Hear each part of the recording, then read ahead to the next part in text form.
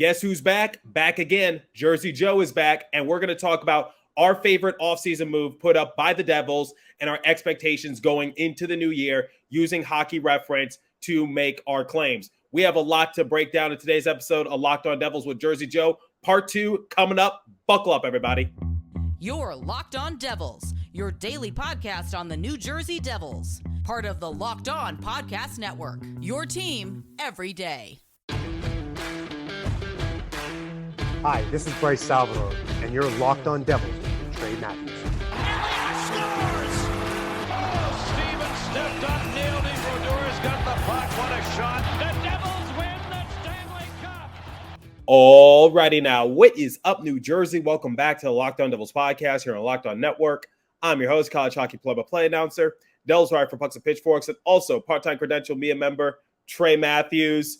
I am joined alongside Jersey Joe for part 2 of our discussion. So if you guys missed yesterday's episode, we talked about Jersey Joe's picks for team awards. We talked about his MVP, his underrated asset, and his X-Factor player. We had a full-length discussion. It was nearly an hour long, so I came to the realization that I was going to have to split it up into 2 parts. So in today's episode, we're going to talk about the offseason moves made by the Devils and our favorite moves up to this point and our expectations going into the new year. So once again, if you've not checked out part 1, please pause this episode and give it a look. But without further ado, let's pick up right where we left off with Jersey Joe dating back to yesterday's episode. Take it away once again. So we talked about this season. We talked about MVPs, underrated players, X factors.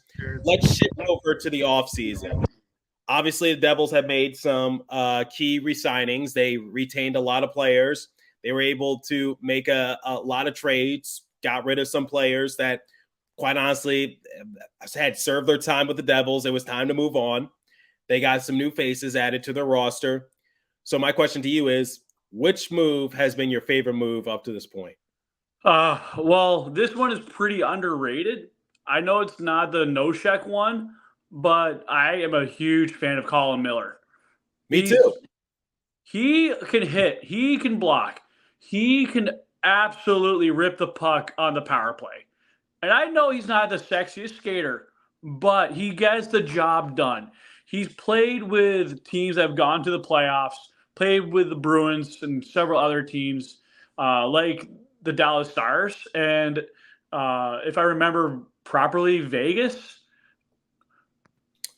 I'll look that up momentarily, but going off of what you said, Colin Miller has definitely, yes, Colin Miller has played with the Vegas Golden Knights. But yeah, going back to what you said, Colin Miller is definitely an underrated type player. And he was actually a part of that Vegas Golden Knights team that went to the Stanley Cup final in their inaugural year. So yeah, he has Stanley Cup experience. He doesn't have experience winning, but he has Stanley Cup experience. Him, Holla, McGill, and who's the other guy they got? Noshek. They all have a Las Vegas connection. They know what it takes to play defensively under McGill. I know the other guy is a forward. Eric Holla is a forward. But you need to know also how to play defense. And that ability to understand your old coach from that old system helps you get acclimated quicker in a new environment. So I will say this, the Devils will be one of the top defensive teams in hits and block shots, but also I think looking at the historical of Quinn Hughes, you look at Luke Hughes versus Quinn, I could see Luke breaking out similar to his brother, but maybe more so. I wouldn't be afraid if he hit 70. That's funny. That's what a lot of people have been saying about Luke, saying like he's like Quinn Hughes, but better. Look, I wrote this on Pucks and Pitchforks before in a recent article. You've probably seen it before. The size, the skating, the physicality, the vision, the work ethic, it's all there. It's just the team in front of him. It's going to be like cheating almost. You're going to have like 4 forwards on the ice the way he plays. And if he's on the ice with Colin Miller, look out for someone to strip the puck before the other team gets through the neutral zone, and Colin Miller's waiting for you just in case if someone's going to be a little bit too close, you're going to take the body and, retrieve the puck and create another breakout. Yeah, so I'd say Luke Hughes is going to be paired alongside John Marino most likely come next year, but I think Colin Miller has definitely been one of my favorite offseason moves, and I know the easy thing to say is Tyler Toffoli because Toffoli is going to be a pretty good ad for New Jersey because he's good on the rush. He's got a good shot. He can contribute on the power play. He had a career year for Calgary just this past year, and he makes the top six that much more scary for the Devils. But but I would say just to, go away from everyone, I'm going to choose Colin Miller because I think Miller is definitely going to be an X factor type of player. He adds more size. He adds more depth to the right-handed defensive side. I think the less you're going to ask out of him, the better he's going to perform because he was playing top line minutes with the Dallas Stars, but obviously with the players that are in front of him, it's going to be most likely a different role for him. Before we continue today's discussion, I want to tell you guys about FanDuel. And like always, please remember to gamble responsibly. So take your first swing at betting MLB on FanDuel and get 10 times your first bet amount in bonus bets up to $200. That's right, just $20 and you'll land $200 in bonus bets, win or lose. That's $200 you could spend betting everything from the money line to the over and under to who you think is going to hit the first home run of the game, all in an app that's safe, secure, and super easy to use. Plus, when you win, you can get paid instantly. There's no better way to bet on MLB than FanDuel, America's #1 sports book. So sign up today and visit FanDuel.com/lockedon to get up to $200 on bonus bets. That's FanDuel.com/lockedon.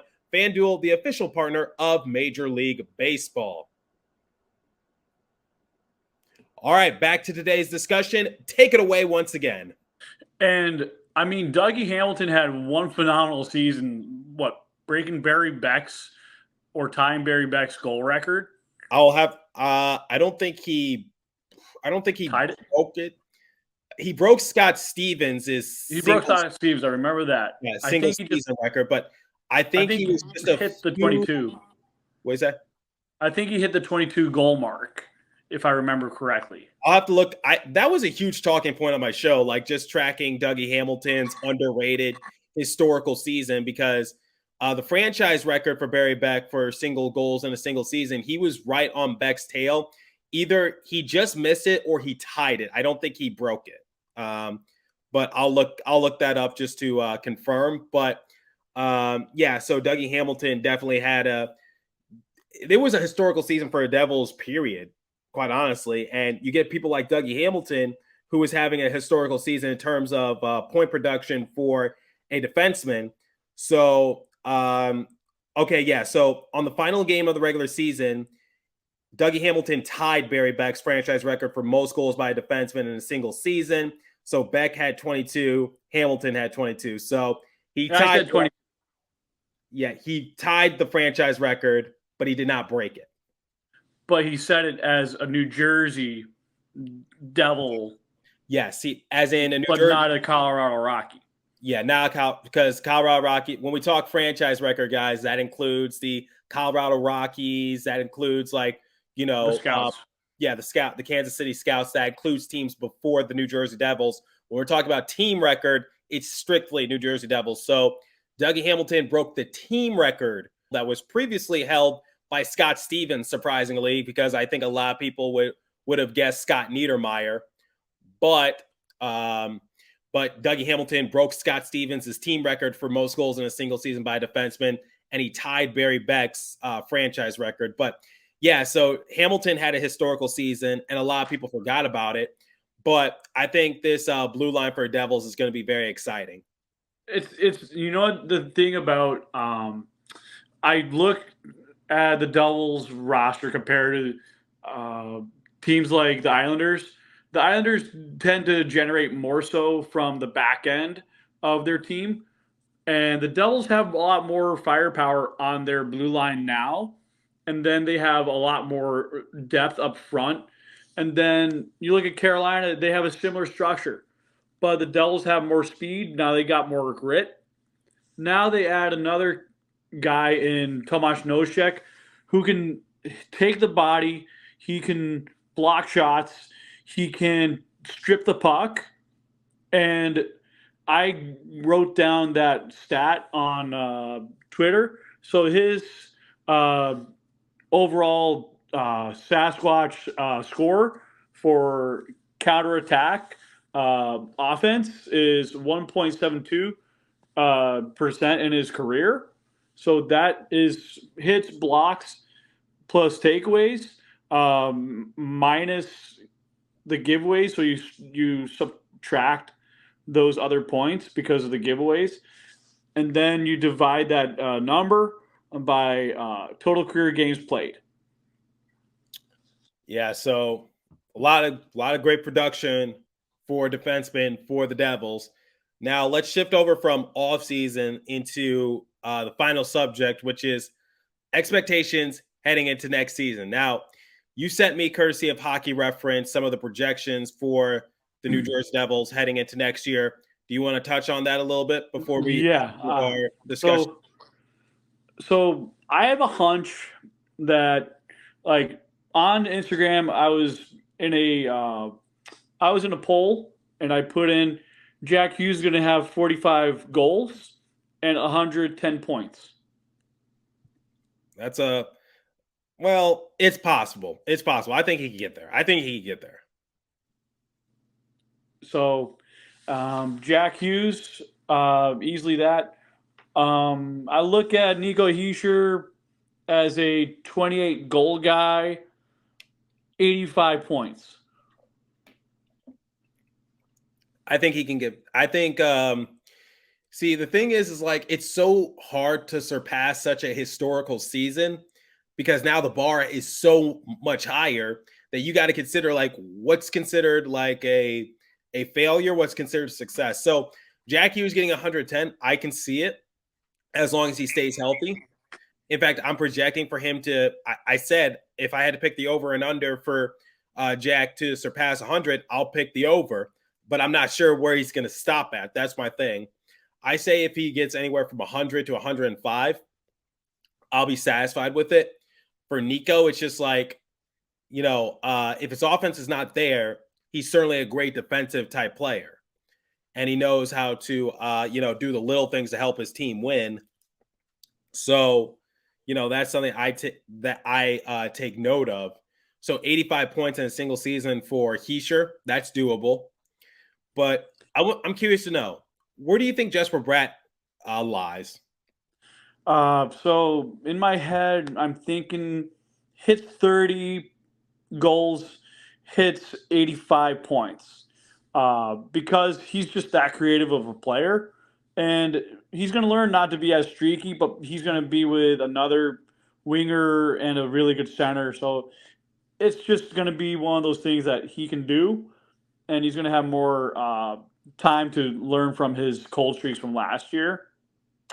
Toffoli, I expect him to get 25 goals and maybe 68 points. I expect to drop off a little bit points-wise. Yeah, I think that's to be expected just because he's not going to be top priority. But that's the thing. I think for Timo Meier and Tyler Toffoli, keep your point expectations moderate because top priority is going to be Jack Hughes, then Nico Hischier, and then Jesper Bratt, then Timo, then Tyler. So that leaves me with Timo hitting 30 goals and 68 points. I know it doesn't sound that much, but there's a lot more guys that can score. Yeah, and I'm excited to see like where the Devils are going to finish. So I think you sent me some projections not too long ago. Are you saying that Hurricanes still finish first in the Metro? That's what I expect Carolina to do, but I wouldn't be surprised if the Devils take first because Carolina's goaltending is very iffy and their goalies are a little bit older And Anderson and Kochetkov, I understand when they're healthy, they're very good. But when one of them deals with high pressure situations in like the playoffs, Kochetkov is not that good. He's like Vanacek in the playoffs. He just lets up more than he wants to have in the back of his net. I don't know if it's a mindset thing or it's a environmental thing. Well, we'll see what happens in that regards. I mean, I'd say whoever finishes first or second, like between the Devils or the Hurricanes, it's pretty much a coin flip. I think Ken Danico recently said that the Hurricanes are still the team to beat. And also, I think the Hurricanes are also in the running to get Erik Karlsson from the San Jose Sharks. I don't care if Karlsson gets traded as long as it's not to a team in the Metro. So ABM in my mind, anybody but Metro. I mean, regardless, he's going to get moved, and it's going to be Baby Shark song all over again. Yeah. I'm not going to go anywhere further down that road. Anyways, I digress. Let's avoid that. And plus, I can't sing the song "Baby Sharks" because I don't want to get. I can't sing that song. It drives me nuts. I don't want to get demonetized. Anyway, yeah. So my expectations going into next year is that it's going to be hard for the Devils to surpass their historical season, but I'd say if they can finish first or second in the Metro, I'm going to be very happy with it. And now they have their eyes set on the Stanley Cup because now they got the experience.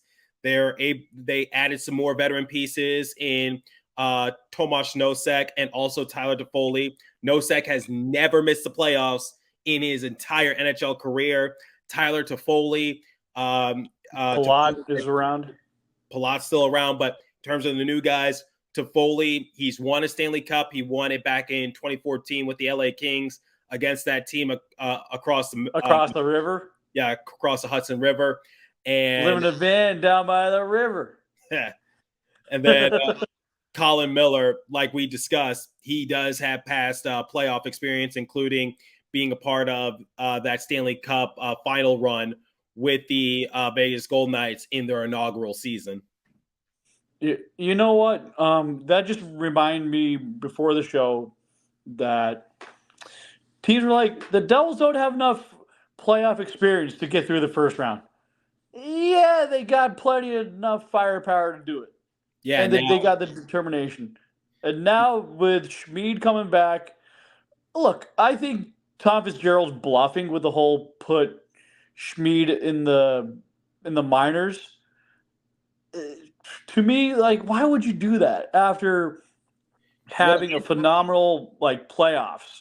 I get it's his last year of going down to the minors, but I'm not doing that to a kid like that. No. My extremely educated guess is that I think Fitzgerald is keeping the door open in case the Devils do get another goalie. So if they're able to get Connor Hellebuyck, which I've discussed on this show many times, and personally, I don't think should be any which sort of priority for the Devils to do so. If they get Connor Hellebuyck, here's how the dynamic is going to work. Hellebuyck is going to be the starting goalie. Vanacek is going to be the backup. And unfortunately, Schmid is going to be the odd man out. And if you're a third string goalie, that just means you're a healthy scratch. So he's got to go somewhere. It's the same situation as Mackenzie Blackwood. People were saying Mackenzie Blackwood should be sent down to Utica or he should be a healthy scratch. And I said, that doesn't make sense because Blackwood would have to clear through waivers in order to reach Utica. The only reason he played in Utica last year was due to rehab assignment, which is allowed. And also Ben Burnell, who covers the Utica Comets, he also informed me on Twitter that Blackwood was not made eligible at the trade deadline to play in Utica Comets games if he was able to reach there. So if he clears waivers, he reaches Utica, he wouldn't be able to suit up in any games anyway. But Akira can be sent down to Utica, no problem, no repercussion, and he could still play in the games. But come playoff time, roster expands, so now you could carry 3 goalies. And the plan was, I think the original plan was Vanacek, Blackwood. But Blackwood, towards the end of the year, crash and burn. Lindy Ruff is not taking the risk. Schmid, you're the backup now. You've been promoted. So I think that's what Fitzgerald is hinting at, which is And he even said he was comfortable possibly bringing Blackwood back. He said he hadn't closed the door on Blackwood, but he saw an opportunity to trade him away, get a 6th-round pick, and the Sharks wanted him. So that's my educated guess, which is if Devils get another NHL-capable goalie, then Schmidt is going to have to be the odd man out in this case. Which I said this before on another podcast once again, on that same one. I said before, I just can't see the Devils doing it. I mean, stick with the man, stick with the plan for a good reason. And I looked at hockey prospecting, and in the draft 5 year, Akira Schmid meets and slightly exceeds Connor Hellebuck's draft plus 5 season. And that's what I meant by stick with the man, stick with the plan. He's going to do his best to grow. Mentally, he's there. Physically and athletically, he's there. And he doesn't let up many rebounds. He's calm like a Swiss guard at the Vatican. He's just calm, cool, collected. Nothing really seems to faze him. I mean, what more can you ask out of a goaltender after having a bad COVID year? To me, it shows that when the chips are once again on the table, he puts it all in and he yields a lot more results back than not. I mean, the future is very bright for this kid. I would rather aim for a John Gibson or a Logan Thompson, to be honest. I think Logan Thompson playing second fiddle to Aiden Hill in Vegas, and plus having McGill here, Holla, Miller already here, makes it even more attractive for Logan Thompson to want to come to the New Jersey Devils in the middle of the season if he wants to play more. So I can see Vanacek getting moved if that's what the end-all, be-all is. Which I don't agree with at all. Keep Vanacek on the roster. That's why I said if. If. Okay. Not when. If. If. Okay. That's just me thinking of what can Tom Fitzgerald do out of left field, or will he out of left field use different assets to bring in that player? We'll see what happens. And like I said, Fitzgerald, I think the whole thing of marinating Akira Schmid in Utica, that's obvious. I think that's just his way of saying he's keeping the door open, so nothing is guaranteed. But if they run it back with Vanacek and Schmid come next year, I'm going to be perfectly fine with that. I wouldn't be – now, this should be much of a hot take, but given the fact that Vanacek won 30 games last year, I would not be surprised if Akira Schmid won around 30 games. I mean, given his demeanor, his skills, once again, the rebound control, the ability to just settle in, and splitting 2 goaltenders – I mean, you save each other from being burnt out, and you make it harder for each team to scout each other and try to time each other's mindset to cut down on angles. I mean, the Devils have many options in that versus 2 seasons ago. Absolutely, the tide has turned, and the future is bright in New Jersey. So. Jersey Joe, we've spoken for nearly an hour. Any final thoughts? My final thoughts are going to be this. If you are out there on Devils Twitter, please give a like and subscribe to Locked On Devils Heads Up Hockey Podcast. Give us 5 stars. Hit the like on YouTube. And if you're ever at a Devils game, you'll see me and Trey at American Whiskey this season. And if you see me buying a pizza for the 2 of us, come on over. The pie is ready for you. Yeah, he's referring to the fact that we met up before a game at American Whiskey. Yeah, that it would be cool. So, I always say, if you see me around the Prudential Center or American Whiskey, don't be afraid to come up and say hi. Love meeting new people. And, go from there. Thank you for the shout-out, Jersey Joe. You're welcome. And you know what? If you're listening from abroad, please comment below where you're from, who you're repping for the Devils, and tell us why you like our podcasts and how you learn about us. I really would say this. For those of you who might not see me in September, but I will be in Germany and Poland between September 7th and the 22nd. So if you're wondering where I am and why I'm 7-8 hours ahead, that's why. All right. So for myself and Jersey Joe, like I do to close out every episode, continue to stay safe. Have a wonderful day in New Jersey. Go Devils. I'll catch you in the next episode. Jersey Joe, thanks for tuning in once again. Thank you. Let's go Devils, baby.